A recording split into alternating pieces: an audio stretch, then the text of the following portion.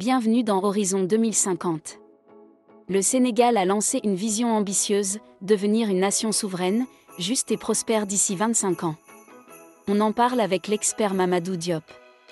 Bonjour Aïssatou, le Sénégal veut rompre avec le vieux modèle basé sur l'exportation brute. On parle ici de transformation locale, d'emploi et de justice sociale. C'est un vrai changement systémique.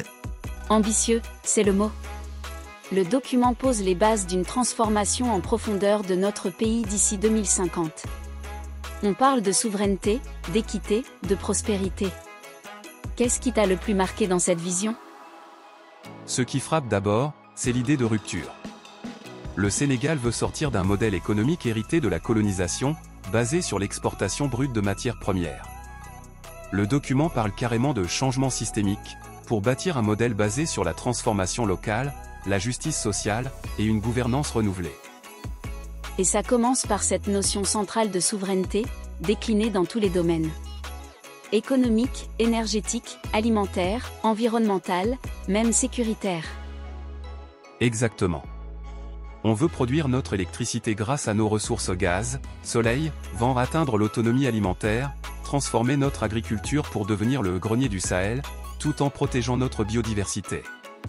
C'est une vision qui pense à long terme, qui n'a pas peur d'être ambitieuse. Et puis il y a le capital humain, éducation de qualité, santé universelle, égalité homme-femme. C'est très clair, il ne peut pas y avoir de développement sans des citoyens bien formés et en bonne santé. Tout à fait.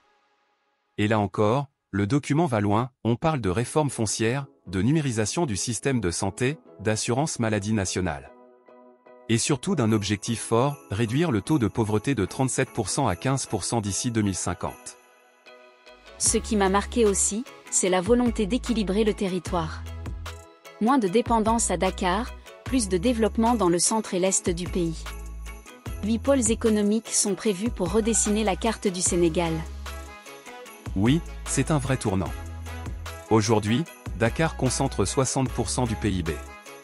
En 2050, ce serait seulement 29%. Cela suppose de lourds investissements dans les infrastructures, les services publics, le désenclavement. Mais aussi une vraie volonté politique de redistribution. Et justement, la gouvernance est l'un des 4 piliers de cette vision. On parle d'indépendance de la justice, de lutte contre la corruption, de transparence dans la gestion des ressources. Un chantier immense, non ? Immense, mais vital. Sans institutions solides, tous les autres objectifs resteront sur le papier. La refondation institutionnelle, c'est le socle de tout. Et c'est aussi un appel à l'engagement citoyen, le fameux Jubal, jubantif du pacte national. Et l'ouverture au reste du continent est aussi un enjeu. Le Sénégal se voit comme un moteur de l'intégration africaine. Oui, avec un engagement panafricain fort, coopération régionale, sécurité collective, innovation, gouvernance démocratique. Le Sénégal veut être un leader africain en 2050. Un projet collectif donc, qui repose sur la mobilisation de tous, l'État, le secteur privé, les collectivités locales, la société civile. Et qui sera mis en œuvre par étapes, redressé, impulsé, accéléré. Exact. On commence par les réformes de fond, puis les leviers de croissance, et enfin le développement des filières et des pôles économiques régionaux. Alors Mamadou, en conclusion, rêve ou feuille de route réaliste ? Une vision comme celle-ci, c'est d'abord une direction. Ce n'est pas une promesse, c'est un engagement.